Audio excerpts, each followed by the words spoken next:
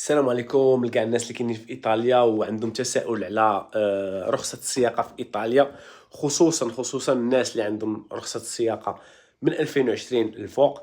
فالقانون ولا لاكور اللي دار ما بين المغرب وايطاليا وتصادق عليه شحال هادي، فهو غادي يبدا يطبق من 3 شهر 6 ان شاء الله اللي جاي.